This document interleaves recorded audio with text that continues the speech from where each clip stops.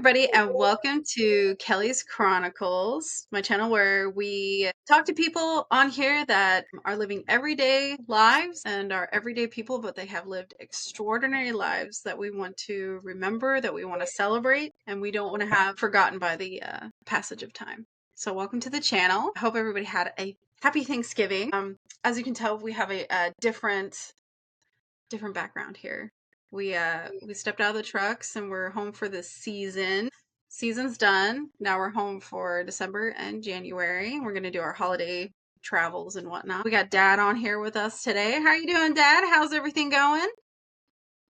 Oh, very well. Had a great Thanksgiving, and had Joyce's kids came up from Ogden, and so we had them here, and they brought ham and salads. I mean, they brought tons of food with them, and then we had tons of food 'cause we cooked the turkey, but Kelly smoked. That was Kelly McAtee Cousin Kelly, yeah. smoked a ham, and that was delicious. And then He we just does had some all really kinds of great smoking. pies and cakes from Costco. Had one of those gigantic Costco pineapple pie or pumpkin pies and Wow. key lime pies, and You've then had it was everything. it was also Eden's birthday, so we celebrated that. And she had a chocolate cake for her birthday. It was crazy. Yeah. I Good. love a good spread for Thanksgiving. Do you know what we had for Thanksgiving? What's that? We had the trucker roadside special. Oh It boy. was IHOP. Oh, I thought you're gonna have. I thought you were gonna have. Say you had a roller hot dog. No, we didn't have roller hot dog.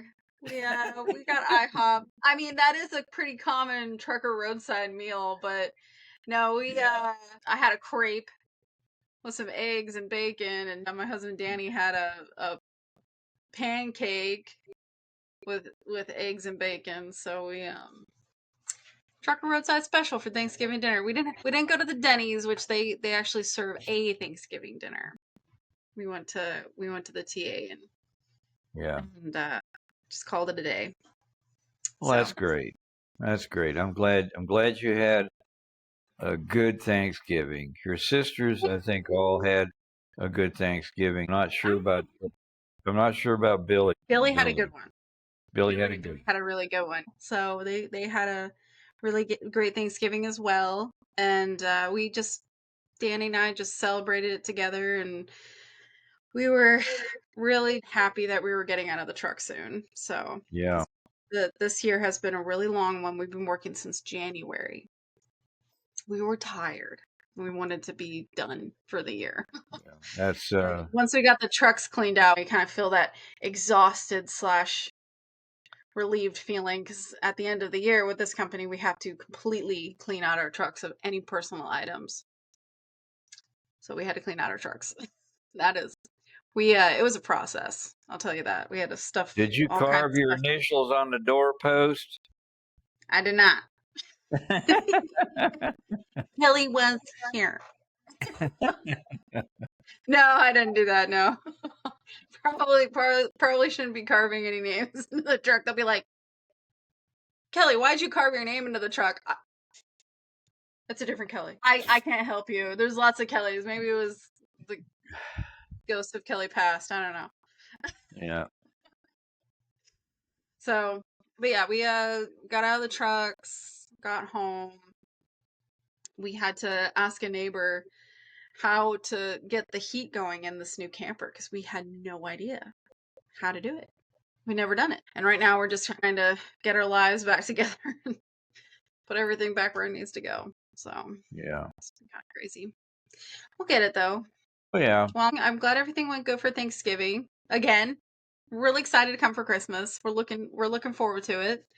Just have a good time spending time with families. So we're gonna start off where we left off last time, and you had moved from Georgia to Wisconsin. It was a completely different environment for you. a culture shock in many, many ways.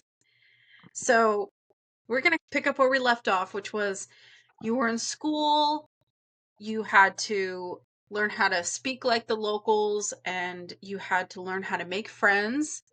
Got into a couple of fights to survive and make sure that you were able to just get through the day without getting your butt kicked. What was life like at home? What was life like for your dad at work? Was he doing pretty good? Was he still a mechanic, or had he changed positions moving to this new base?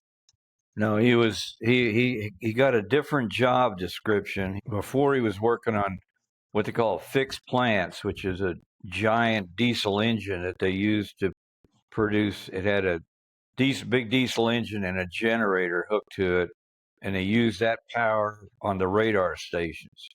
And then when he got to Wisconsin, he was put into what they call aerospace ground equipment, AGE.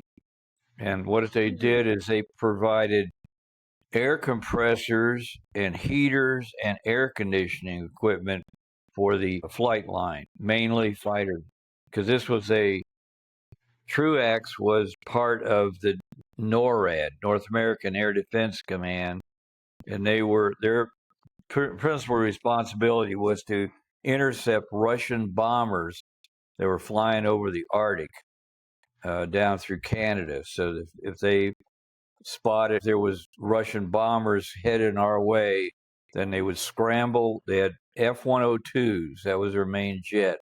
It was F-102 Delta Dart. It was a pretty good advanced fighter compared to what they had in Georgia, and they would they had hangars out on the flight line with these jets all ready to take off. They had, and they all they had to do was start the engines and put the pilot in there, and everything else was done. All they had all their armament on board. Everything was all the rockets and everything were all loaded on the plane and ready to go. And so Dad's responsibility was to make sure that the air compressors that they used air compressors to start these jets. They had air compressors that produced 3,200 pounds per square inch of air pressure, and they would use that to spin the jet turbine, and then they would inject fuel into it and had a spark plug in there and everything, and fire it off, and the jet would take off. Inside the compressor was a basketball-sized fiberglass ball that was down inside no, it was in the jet, not in the air compressor. So they would pump these things up to 3,200 pounds of pressure, and then they would use that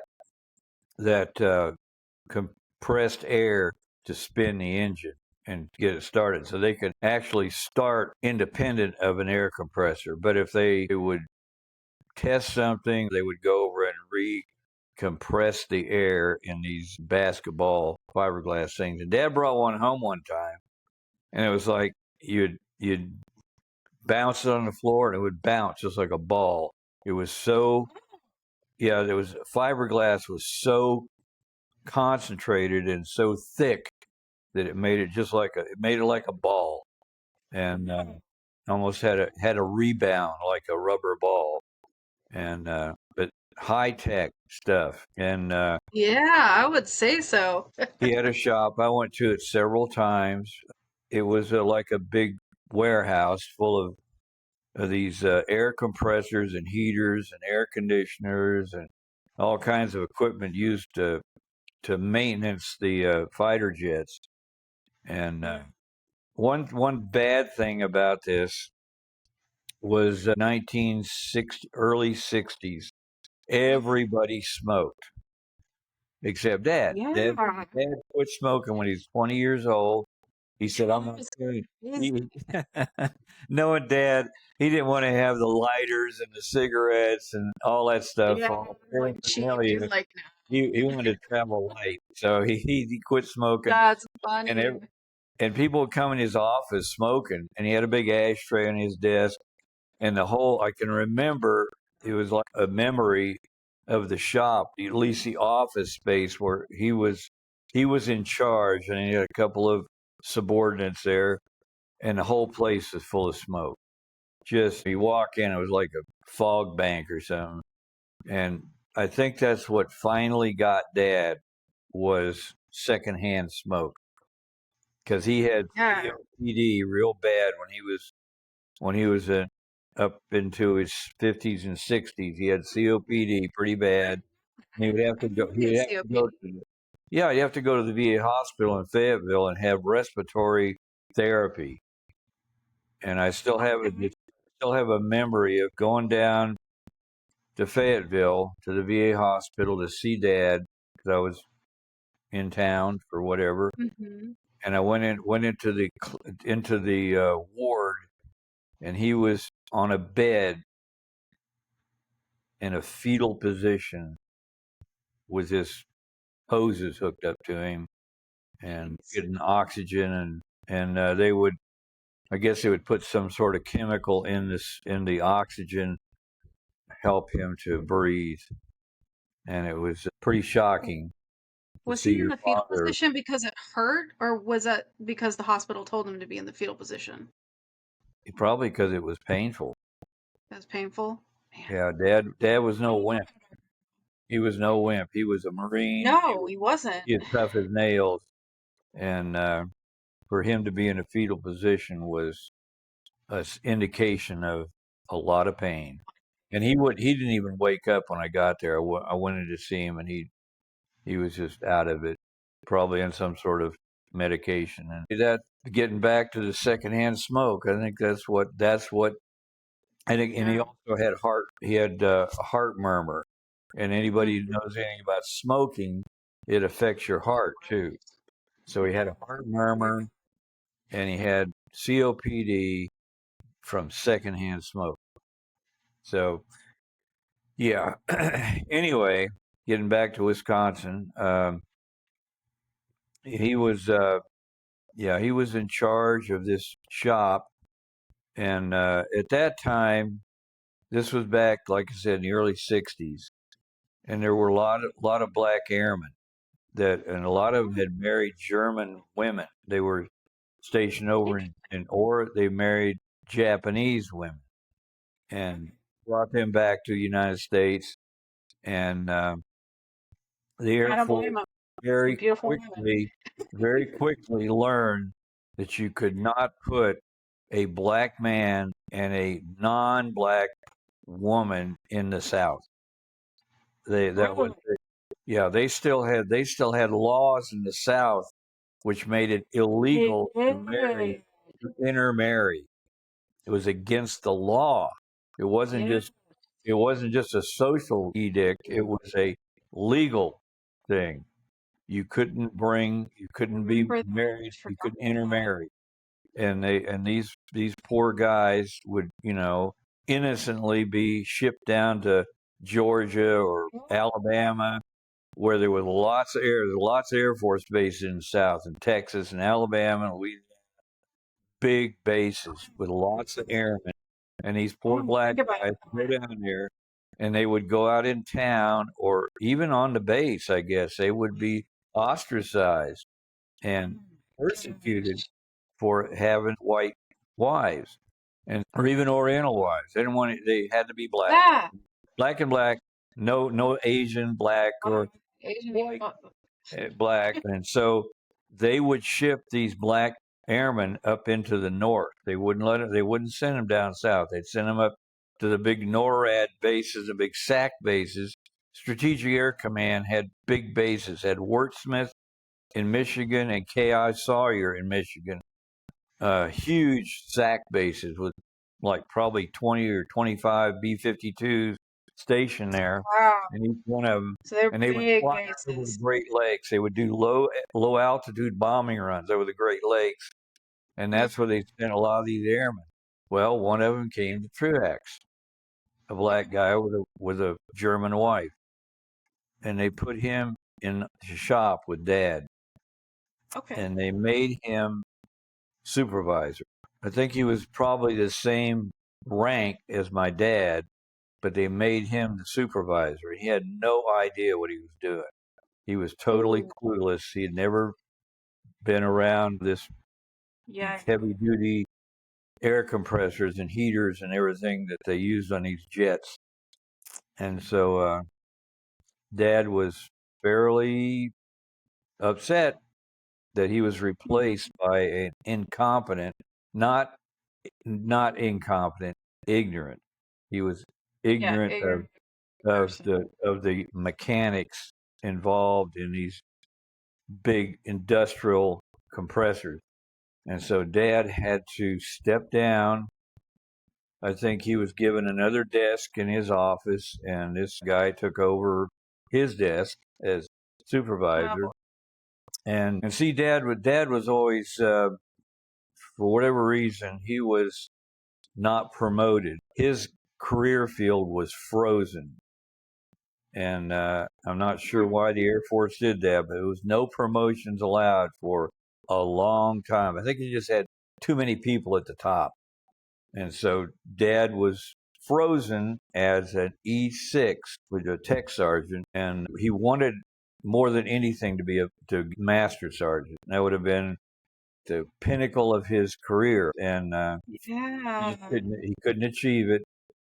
Not only was his career field frozen, but the man, in other words, he was no longer supervisor of that AGE shop.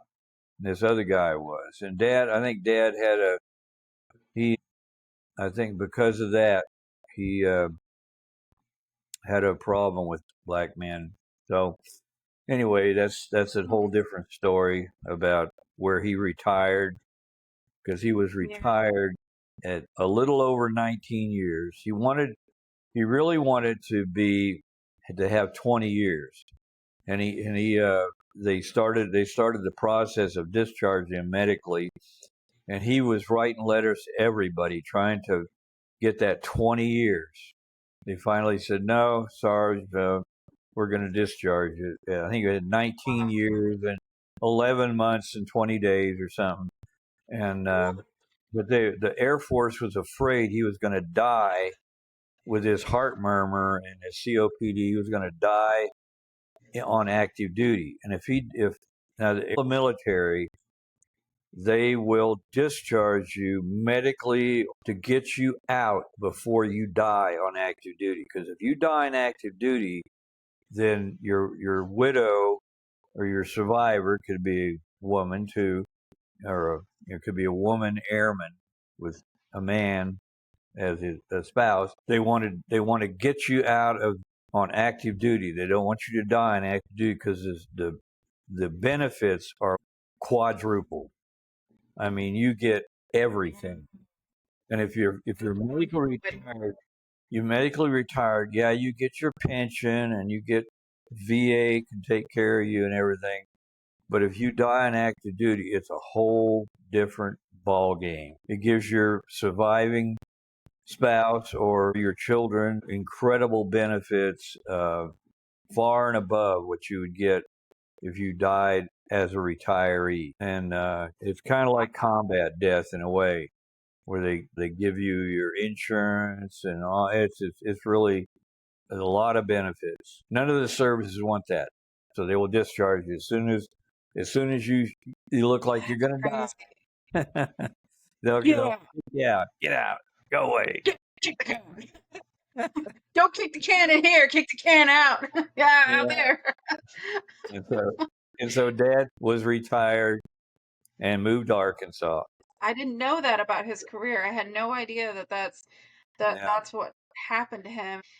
I definitely understand like having hard feelings towards just towards anybody. yeah, because I mean, yeah, I guess I mean, looking at his career, he really didn't have a whole lot of experience with blacks. That wasn't. I mean, not in the military. down in Yeah. Georgia, he dealt with civilian blacks, but not Yeah, and military blacks. There were very, he very helped them few of out them, and stuff. Oh. right? Very few of them, and then. But when he got up to Wisconsin, Yeah, I was they were because they were sending them up there by the carload to avoid the trauma of living in Jim Crow South. Absolutely. Yeah. Anyway, Absolutely. okay. Let me. We got off on a tangent there. Sorry. That's okay. We like tangents, but I mean, Yeah, but it was kind of like we've had that conversation before where it was almost like a normal thing back then to be prejudiced, which is really sad to say and it's kind of horrible to say, but that was how it was at the time and yeah, it was the normal, like it was normal to smoke, it was normal to be prejudiced and that really sucks and that's horrible. And your dad just was part of the crowd and yeah, stuff made him mad and down in the south you deal with just civilians that are a different color and a different ethnicity. But then right. you're now, and they're not in the military. Now they're in his job, and it's affecting his job. Yeah, I could see where he'd be a little bit bitter about that, and even point that bitterness towards a certain race of people. So Yep. absolutely, I can see where that would come into play.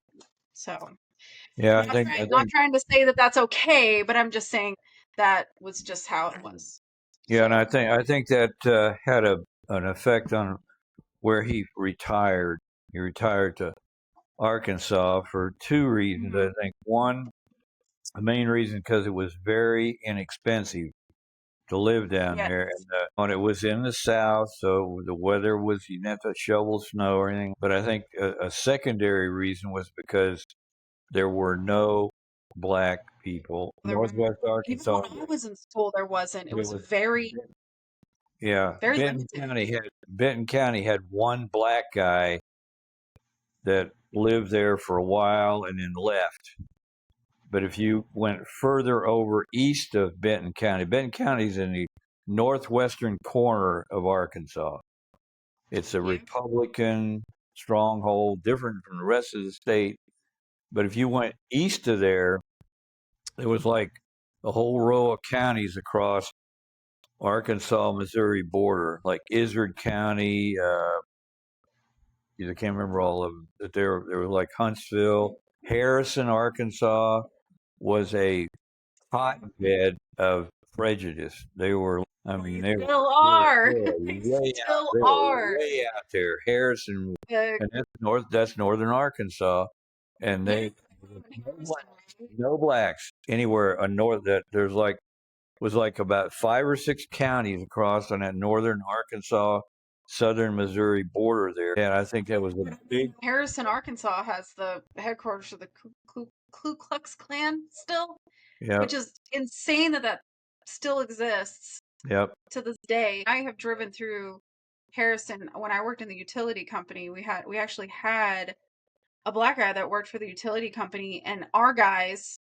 white guys, would protect our black guy and keep him safe because when we had to go to Harrison, guys would harass our black coworker yep, and scream like horrible slurs at him and stuff. And so our guys would carry and would make sure that he was protected because these guys were so horrible. But yeah, it's very racist down there. It's very racist. yeah, and that was when. Yes.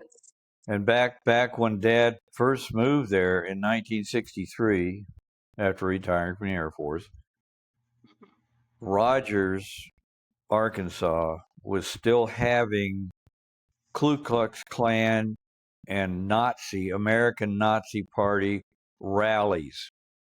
They would Wow. they would have parade. I'm serious. They have parades down through Rogers, marching around with their little uniforms on and their little robes with the pointy hats and all Yeah. that stuff. It was crazy. It was like Did you ever whoa, because he comes from did you ever see that? Wisconsin. Did you ever see those parades? Oh yeah, yeah, yeah, and they'd have the Nazis would come out and they had their swastikas on their flags and all wearing That's like brown scary. shirts and like little stormtroopers and yeah, and they would Oh march my down. They would march right down Walnut Boulevard, right down through the middle of Rogers. Coincidentally, The first Walmart was in Rogers, Arkansas, and it was right on the corner where they built the store. That was Walnut, and it was it's where Highway 71 went down and turned north, right there Yeah. in town, and that's where they'd march up and down the street there, right in front of the Walmart. And so you have to kind of say, uh, "Whoa." Um, It was a big whoa. like, What is going on here? Where did I move to? did old Sam Walton intentionally choose Rogers because of his mental set? He wasn't even an Ark. He was from Ardmore, Oklahoma. So he wasn't even. But Oklahoma, where they can't be bragging about their civil rights either. A lot of Jim Crow era stuff over there in Oklahoma too. So, but it's just kind of something to consider. Not saying that Walmart is in any way prejudiced now. What about 60 years ago when Walmart was first started? Was there a reason why he chose that town to build his? Because that's where he built his empire. Was right there, Bentonville, which is right next door to Bill Rogers. Rogers. That's where he had Yeah. his first. That's where Walton's 5 and 10 was. And then when he had the brainstorm to do Walmart, he went to Rogers, 10 miles away, and built the first Walmart right there in the middle of In the middle of, this it was kind of right crazy. this hot spot, probably and I'm not saying I don't know, but it was really weird. To It say was the weird, least. but interestingly enough, I was actually doing some research. The Ku Klux Klan was actually started by the Democrats. Oh yeah, yeah, I know that, Which and I didn't know. I did not know and that. I didn't know that for a long time. the Actually, Democrat I had thought that it was started by the Republicans, but it was not. It was started by Yeah, the the Democratic Democratic. Party was started in the South as an answer to the Republicans. They didn't like the Republicans because they were uh, abolitionists and Hmm. started this, Yeah.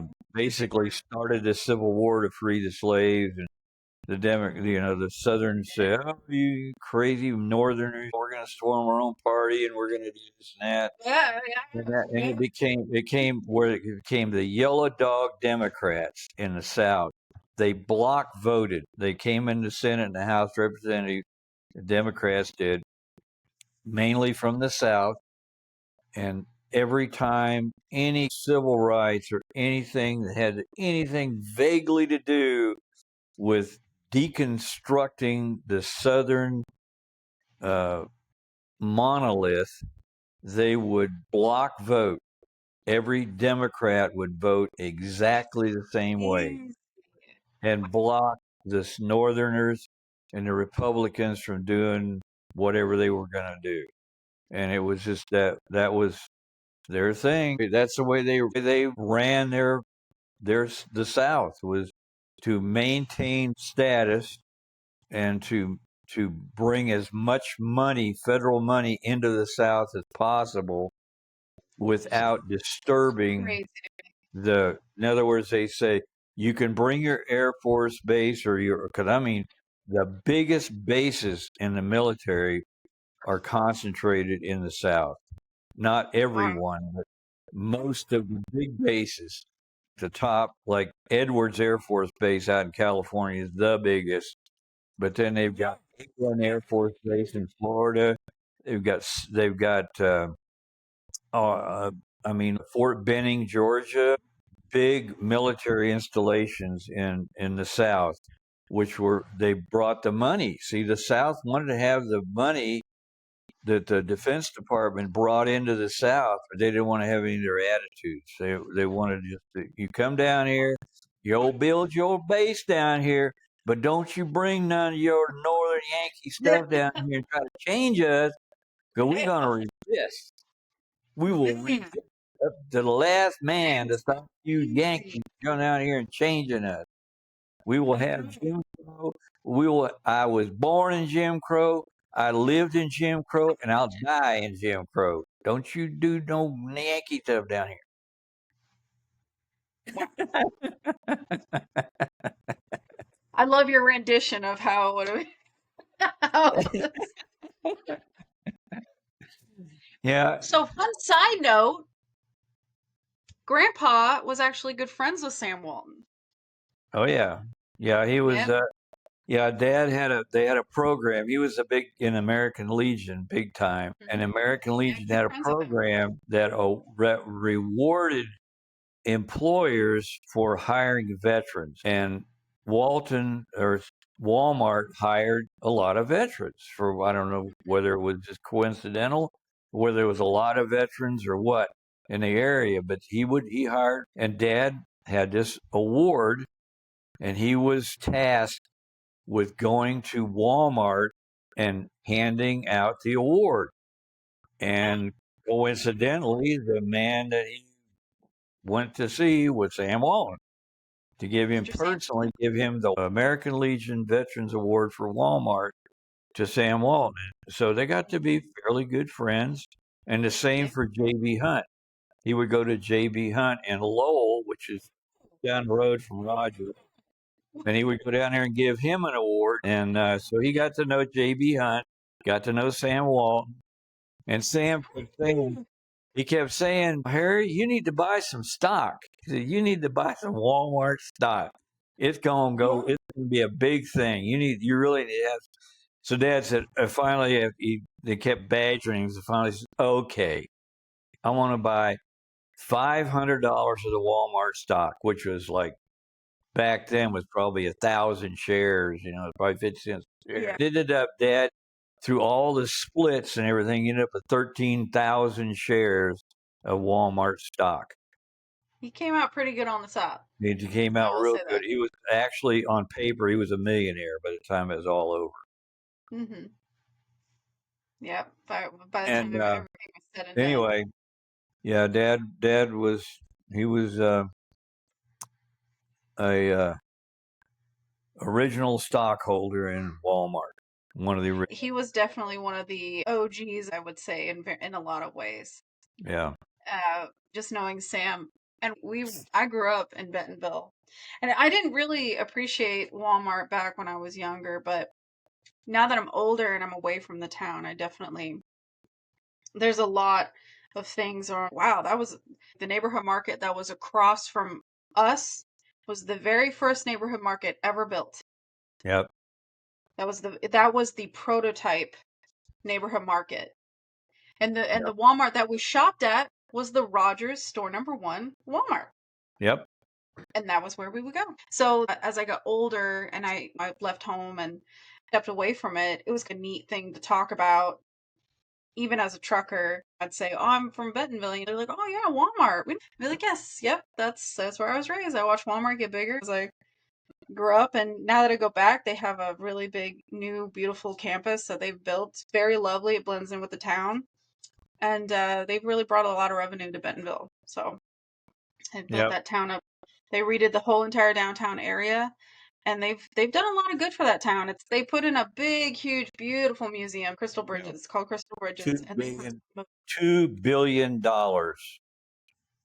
yes, A but little bit about that. They bought over 200,000 pounds of copper yeah, that thing is just to do the roof beautiful. on on this one It's section crazy. of the museum. And guess what? It leaked like a sieve. I didn't know that. Yeah, Oh, I that's know the crazy. curator, that one of the curators of the museum Yeah. was an art teacher at Benton County School of the Arts. And Work. he said that was a worse. He said that was a architectural disaster. So they didn't Know allow that. anything. Everything was just like has to be aesthetically perfect. And aesthetics is not engineering. Engineering Not. and Yeah. aesthetics are two different things. Oh, And no, that's engineer, terrible. the architects hired a bunch of artists to design the thing, and they didn't hire engineers to design it where it wouldn't leak. And so they would have a big Oh, rainstorm, and these these curators were scrambling around and moving works of art into a different part of the museum so they wouldn't get wet. It was have some of the most like elite paintings oh yeah, in the country. They have right, some George Washington paintings right. that I would see in my history books growing up. They paid I $20 mean, million for that. yes, and Alice they Walton. have Rosie the Alice Walton Riveter had no there. budget. She had no budget. They had two construction cranes on site when they were building this thing. Two construction cranes on site.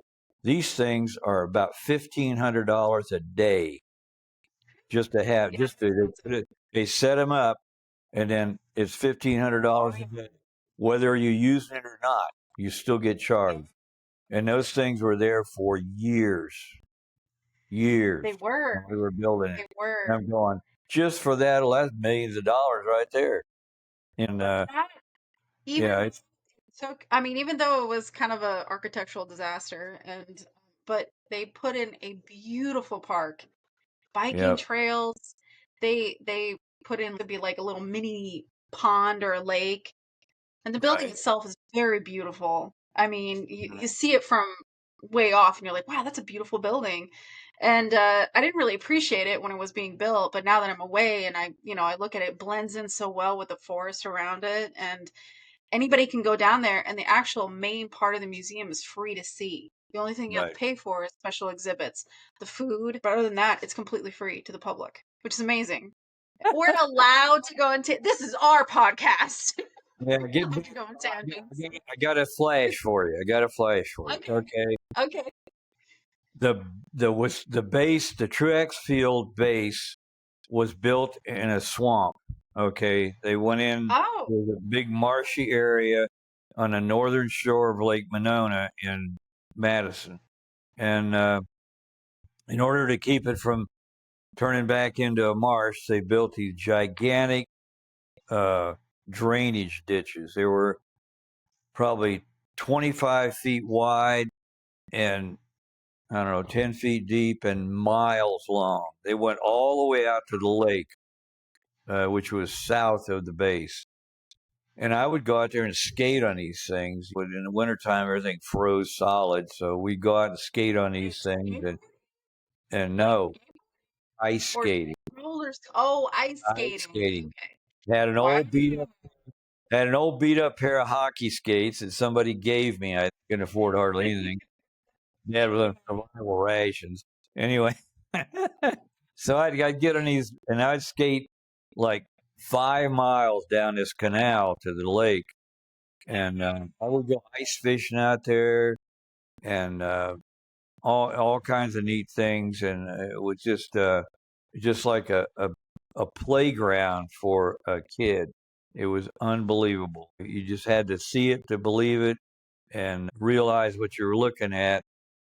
And the back gate, there was a front gate that was out on Washington Avenue, and then there was a back gate that it went out across out across the end of the runways where the jets were taking off, and it went over and went up a little hill, and that's where the teen club was over there. And outside the back gate was Oscar Mayer, their main plant. And you could smell them smoking those hot dogs and those brats Making and up everything. Tony. They were making all that stuff over there. That was the big main Oscar Mayer plant. And Wow. then down in downtown, where the high school was the East Side High School, they ended up going to that. Hmm. There was a Railvac plant right there next to pretty much just down the street a little bit from the high school was a big, huge Railvac assembly plant. And all of the kids that were in high school with me, not all of them, but a big chunk of them, their dads worked for Railvac. And or Oscar Mayer, too, because Oscar Mayer is pretty much uh, right in that same area. Yeah. And Yeah, it was an introduction to me to what you would call a company town because that whole area around where I went to high school, East Side High, was these smaller homes, like 900,000 square foot houses, just rows and rows of them down all these side streets and everything. Everybody's house was about the same size. I think they had a basement. Everybody had a basement up there, but the house itself was very small, and it sat on a full basement. And I got to know some of these kids when I was in the East Side, and I'd go to their houses. I was like, it ain't much bigger than a trailer. Oh, but we got a basement, and so Pretty yeah, small. it was definitely for me a whole different area, a whole new thing because I come from Georgia. There was base housing and a base trailer park, and then everything else was civilians. And I lived in a civilian operated trailer park with about maybe 20 trailers, not very big. Then I moved to Wisconsin and I'm in another trailer park, but it's not anywhere the same as the one in Georgia. This thing was parked at the side of a hill, a fairly big hill. I mean, it was, fairly big, probably a couple 100 feet high. And they just put roads going up this hill. And then they had these pads for all these trailers. And they just back the trailer into the pad. And that was your house. That was where you lived. That was in Southern County.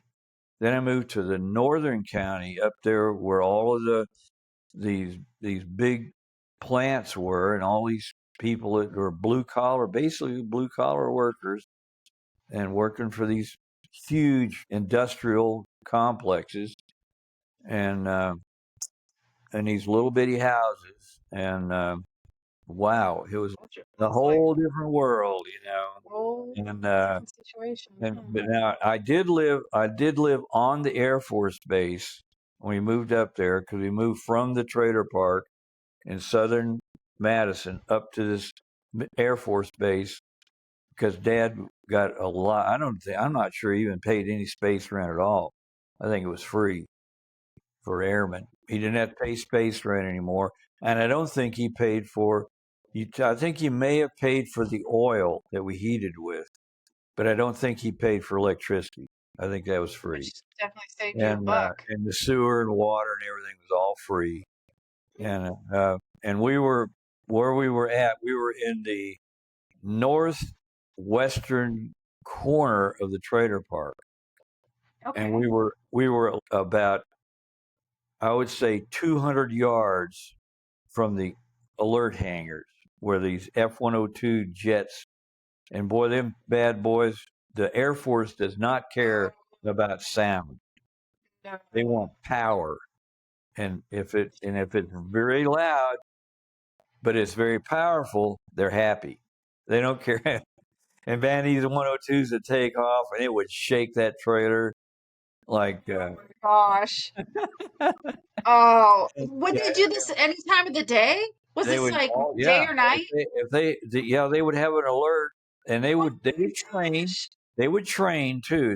They had training drills where they would have a the simulation of a bomber coming over, and they would launch those at 3 o'clock in the morning or whatever, shake the whole trailer, Wow. yeah, That's and so terrible. and plus there was a just on there was like our trailer, and then there was another trailer, and then there was a road, and the other side of the road was this big field. I mean, probably 25 acres or more. And on the other side of that field was a gigantic bunker. And this bunker had the computer system that would identify and scramble if there was a threat coming across. They had gigantic radar sites all up on the Arctic Circle and everything. and this was a coordination center. It's called the SAGE building, simulated air ground environment, and it was full of computers, and they had two gigantic cooling towers that were running 24/7, steam coming out of them where they were cooling water. And you go, well, why were they cooling water? Because the air conditioning inside this building was the only thing that kept it from bursting into flames. If the air conditioner stopped working for 15 minutes, the building would burst into flames because it was full of analog computers, and they had these modules that were about 2 feet long and 18 inches high, and I'd say about 4 or 5 inches thick. And what it was this was a computer brain, and it was vacuum tubes and diodes and capacitors on this board, and they had thousands of them in this building, and they put out a lot of heat. But that was what they used to display. They had a gigantic. I went into it one time. Had a gigantic, like a TV screen on this whole wall that was powered by these computers, and it would show the track of bombers. They had a map of basically North America, and it would show these bombers or whatever coming across the Arctic Circle, and it would show up on this note board, and all these generals and everything were stationed in this building, and they would launch NORAD, which is North American Air Defense Command. They would launch the interceptors, the fighter interceptors, and also they would I think, responsible for launching ballistic missiles and bombers to go over Russia. So it was like a gigantic Defense Department thing. And this, by the way, this bunker was probably the size of a football field as far as the area of the base. And I was up there probably 10 or 15 years ago, and they were still using the building. They put big ramps and put doors, and they were using it as a warehouse or something.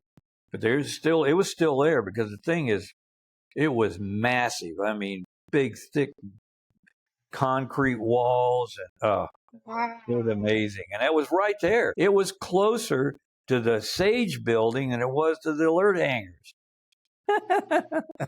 And so that's how I grew up. That's where I was. We moved out there, and I was in the 8th grade when we moved. It was the summer of my after my 8th grade graduation. Oh, by the way, before we go any further, this is covered in a little fuzzy cloth, and it says 8th grade certificate of promotion, East or West Dane County. That is a diploma from the 8th grade. That is so cool. And the reason why Whole you get different it world. is because Wisconsin, old order Mennonites and Amish in Wisconsin, they're probably the number 3 state. Pennsylvania number 1, Ohio 2, and Wisconsin number 3. They don't go to school after the 8th grade. 8th grade is it. And so the state of Wisconsin, realizing that these kids would get no diploma from anywhere if they didn't get one from the 8th grade. And so they instituted this policy that would publish these really, really nice diplomas for graduation from the 8th grade. And so it's kind of, because most places, I mean, 8th grade, junior high. So you just like the next year, you're a freshman. There's no graduation from the 8th grade. You didn't have a graduation, did you, Kelly? I did not. Okay. No, see? I did not. It would be different if it was like just like a notebook paper or something. But this is a I mean, has a Nice. little fuzzy cloth and really has the seals, the state seals, and I That's mean so it's cool. really it's fancy. And I love you that know, you've kept that over all these years, that you've cherished that. That is oh yeah, so cool. I That got I got my dad's report cards. you have your dad's report I have cards? my dad's report cards from That's Bethune, amazing. from Burlington and Bethune schools when he's out growing up in That Colorado. I got all his is report cards, amazing. and I'll tell you right now, he wasn't a scholar. Your grandpa. Yeah, Aw, he made it, but but barely. he He wasn't was a like, "Oh, the time he valedictorian. had." And I think his graduating class, and he finally graduated from high school in Bethune, Colorado. There was, I think, 8 people in his graduating class, and Wow, that was it. And by that's the amazing. way, he went to school with Denver Pyle.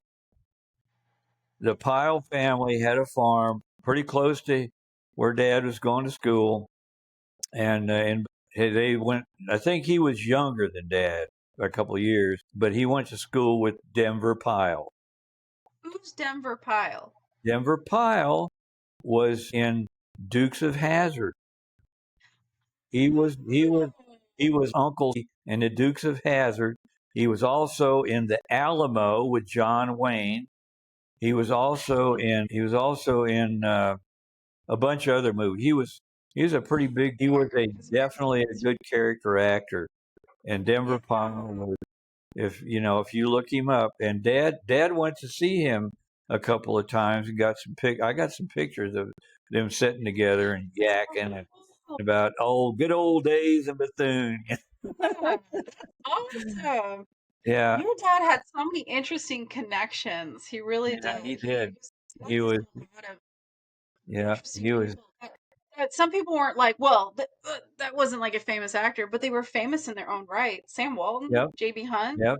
I mean, Denver Pyle. Um, So Dukes of Hazzard, even big Dukes of time. Hazzard, even in World War II, he made a name for himself in some way. So Yeah, it's really cool. So in Wisconsin, you ice skated. Well, you graduated from eighth grade, so now you're getting into high school. So what did yeah. you do in high school? Like, what were your activities other than like? So you go ice fishing, you go ice skating. Yeah. What else Well, would you I got into air explorers when we moved from southern Madison to northern up to the base. do? There Okay, was a 326 Fighter Interceptor Squadron was stationed in uh, in Truax, and they sponsored an Air Explorer out. The Air Explorers no longer exist. They still have Sea Explorers and regular okay. Explorers, but the Air Explorers they went out of, but they So don't what have was that? them. It was a What Boy was Scout. It was the Explorer program of the Boy Scouts America, and that? Oh, I was an Air Explorer, and they had their own uniforms, their own merit badges. You had 2 ways you could go. You could either go to becoming a Gold Air Explorer, or you could go Eagle Scout. And the smart guys went Eagle Scout because Eagle Scout was universal throughout the whole Boy Scout program. But this Air Explorer thing was very limited, very few people. So okay. if you wanted to continue your career, I want to call it a career, but your experience in the Boy Scouts, it would have been better to go Eagle because that was a universally recognized achievement in the scouting uh, Yeah, even I know about Eagle community. Scouts. 'Cause Yeah, I did and it. your brother got Eagle Scout, and Yeah. anyway, this they did all they had. We had a an advisor named Airman Berg, and Airman Berg, good Swedish boy, had access to any Air Force equipment that we needed to do our camping or whatever we were going to be doing. So he would on Friday afternoon all summer long and part of the winter, he would go over and check out an Air Force bus from the motor pool, and we would load it up full of mummy bags and tents and camp stoves and whatever, and all us crazy kids would load in that bus. There's about a dozen of us in the program, and we would go camping. And we camped all over Wisconsin. I mean, from Menominee, Marinette, up on the Michigan border, down to Devil's Lake, and all. I mean, everywhere. We camped all over the state every weekend, all summer long. We also went on a 10-day canoe trip up into Canada on the border lake area of northern Canada or northern Michigan or northern Minnesota and southern Ontario. There's a big Okay. bunch of lakes up there. Just incredible. We went up there for 10 days, got ate up by mosquitoes, but that's a whole nother story. Totally And worth it. that was what I got into when I was on the Air Force Base. And I also had a paper route and Oh, I started a paper route there on the base. And my first day of delivering papers was like the 10th of December, 20 below zero, and it was 18 inches of snow on the ground. And I had Sunday papers. That was my first day. So, oh no. so I think Dad took me over they dropped the papers off about a, between a quarter and a half a mile away, all the way on the other side of the base. And that was where I went to pick up my papers. And Dad took me over there, I think, and we got them, and then we wrapped them. You had to fold them a certain way and put a rubber band around them and everything. Yeah. And I delivered Sunday papers, if Sunday anyone doesn't papers, know anything about Sunday papers, they're like that big. all right. They're And I huge delivered my compared to Sunday papers, normal and paper. that was my first. And I only kept it about a year, but Okay. I increased my circulation from 50 up to 75, and I got a little trophy. That's The pretty only trophy I've cool. ever got in my entire life was Really? delivery newspapers. And Wow. I did yeah, paper I delivered papers for like 3, 4 years of my life. I never got a trophy. Man, that's pretty cool. what can I say? You know, Maybe the Arkansas Gazette didn't give out trophies. I don't know. no, and I worked for them for like 2.5 years for the Arkansas Democrat Gazette, and no Yeah, trophies to be given. No yep. trophies at all. All right. Okay, so you're running a paper route. Did you have a car? No, Did no. you eventually I obtain said, well, a car at I just all? had a bag. I had a bag that I put over my it was like a big canvas bag and had like a strap that went over your shoulder, and then the bag rested on one side of your Okay, of so your you did and the that bag. and I would load that up with papers, and I'd ride my bike around, or I'd walk around. According in the wintertime, you couldn't ride your bike, so Right. I'd walk around and deliver papers. And it was an evening paper, which Wow. they don't even have them anymore. They're all morning papers, but this was an evening paper. So I get off from school, except on Sunday, it was a morning paper. But on the rest of the 6 days, it was an evening paper. And I'd get off from school, and I'd deliver papers for an hour or so. And yeah, and I'd do my collection and all that. So, but my main activity, I think you would say, would be scouting. I really got Scouting. into scouting, and I You got, had some good friends when you were in scouts? oh yeah, yeah. I had, Yeah. matter of fact, one of the guys named, uh, what was his first name? His last name was Carney. Nice Irish name. And Carney was an Eagle Scout, one of the few Eagle Scouts in the Air Explorer program, and he had a little sister, and I was I was in love.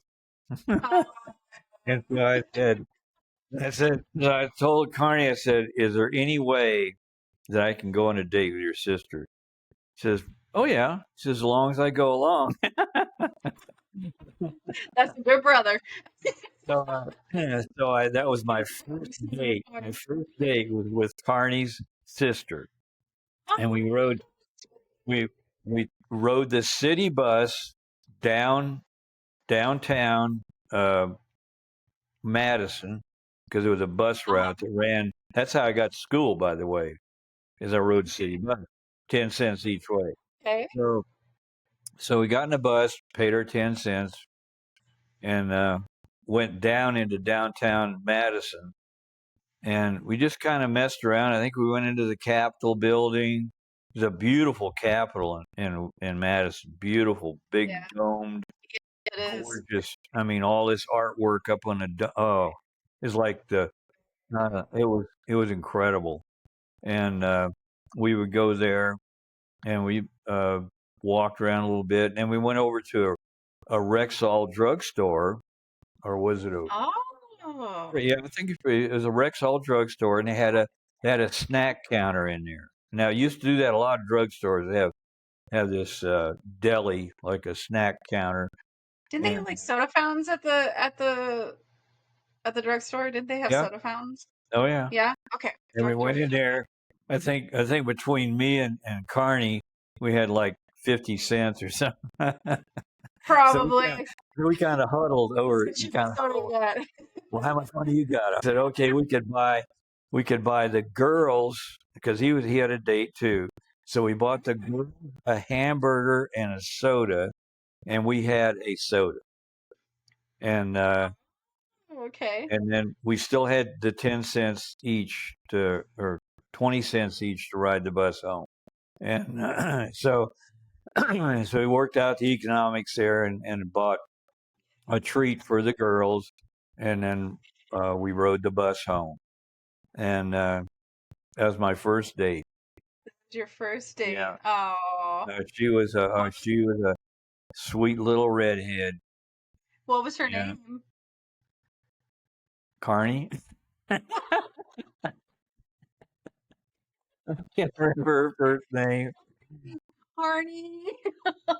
We'll call her Sally. Sally Yeah, Carney. I think it might have been Patricia, but I'm not sure. Patricia. That's Yeah, also very but good. she was a Good name. sweet little Irish girl, That and is funny. Let's uh, not remember so we can remember things, but and that's one thing I would like to point out is and then we haven't really went too much into what happened at Badger Elementary, where I got my degree from. Uh, when I graduated from the eighth grade, I had made a lot of friends in my eighth grade class, and there was only about 10 of us. But real, it was a little country school, oh, but they were all going to go to Central because that was that area of Madison where all the kids went to Central High School. Well, I moved in my between the eighth and ninth grades, moved to the Air Force Base. And guess mm, what? Those guys went to East Side. There was three big high schools in Madison. Had West Side, East Side, and Central. Now they have like probably 10 high schools. But anyway, back then it was three, and I would have loved to have gone to Central because then I would have been with my friends. But I ended up going to East Side. I didn't know anybody. No, not one. And there was 5,000 kids in that school. that's Huge, a lot of it was a kids. huge high school. It covered two city blocks, and I got pictures of it. But it was a massive school. And Central was good People size, are but there. nowhere near that big. That was, and mainly because of Rayovac and Oscar Mayer.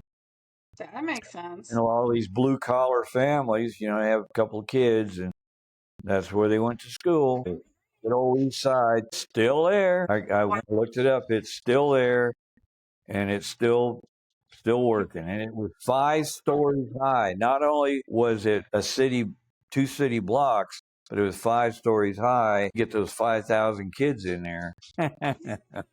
That's a massive school. But that Wow. was definitely So a gigantic social problem for me to go from, you know, not only being the new kid in school, that's but not having any friends. that's like a small city. It's Oh yeah, 5,000 people. How would anybody even know that you're the new kid amongst all the other kids? we had homerooms. Goodness We had homerooms. gracious. So That's another story is my homeroom when I was in my sophomore year. That's another story. We have a little bit more time. let's tell like one or two fight stories. I love a good fight story. Well, So that's tell a couple that's fight another stories. that's a completely different school. I didn't fight when I was in. Well, I tell you what, my study buddy was Randy McCord, and Randy McCord sat behind me in this Badger Elementary, and Yeah. he kept messing with me, constantly messing with me. His nemesis, I guess, messing around, and he stuck a pencil in my back. I mean, a sharpened regular pencil, and stuck in my back, and probably broke off the freaking tip. And man, I turned around and I turned his desk up on him. I just picked his desk up and slammed him down on the floor with him in the desk, books going everywhere. Because back then there was your books were underneath your desk. They had a little compartment under your desk, and they went flying everywhere, and notebooks, and of course pencils flying.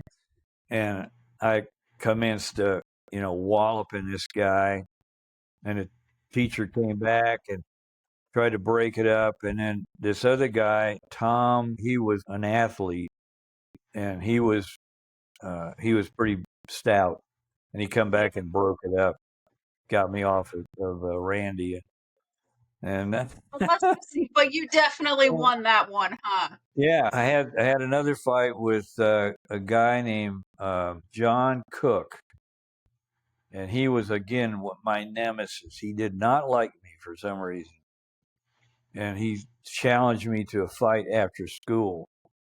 And so, just like in the movies, man, went out there, and there was a ring of kids around. They were out in the parking lot, and there was a ring of kids waiting for me when I went out there. And old Cook was waiting for me, and he was bigger than me by probably 20, 30 pounds and 2 or 3 inches, and he just wailed on me. I mean, I never had a chance. He Oh, smacked me about 2 or 3 times, and I went down, which was a mistake, and he jumped on top of me and started, just ripping me up, and I couldn't get him off. He was just too big. I couldn't push him yeah. off, and every time I tried to push him off, and he just laugh. And very humiliating, and a total victory for him, and uh, Complete loss for you. a total embarrassment for me. And then I had another one. Had this guy Had to named get John humble Snow. pie. Had a guy named John Snow that did not like me either. Like I said, we rode the city bus to school every day. This was not in Badger. This is in high school, probably a freshman, my freshman year. Yeah. And I I we got to the bus stop where we get off to go walk to the back to the trailer park. And this guy, can't remember who it was, he says, "Hey, Snow, Olson called you a toad." Oh, I said, trouble. who was that? And so I went ahead and I got off the bus, and Snow was waiting for me. And Oh, I stepped off the bus, and he smacked me right in the nose. And my books went everywhere, and it was like in the spring, and it was mud and water everywhere. And my books went down in the water, and Snow was laughing his butt off. My nose is bleeding. And I said, I did didn't you call punch you her a back? toad. I didn't call you a toad. He says, I don't care. And you He's know, like, call me a toad. like, What's going on? you got what's coming to you. Oh, Hilarious. no. And yeah, it was, He just punched you in the nose, and that was the end of that fight. yeah, for allegedly calling him a toad. You're like, Um, no toad. There, yeah, no toad. and it's really kind of weird the way that gets burned into your memory. It's like, Yeah. it's like the Well, you worst thing that get happened to me. And anyway, trauma moment. You get yeah, punched in the nose. You're like, well, I'm not gonna forget that fight. yeah, blood everywhere.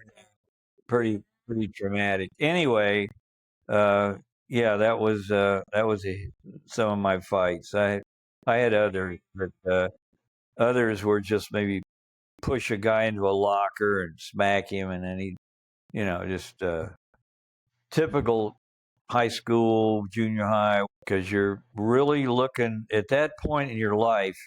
You're really trying to fit in. You really want to have friends and girlfriends, and you're watching TV and you're seeing all these guys doing all these cool things. And well, why can't I be cool? What do I have to do to have a bunch of friends? And it's really a hard time.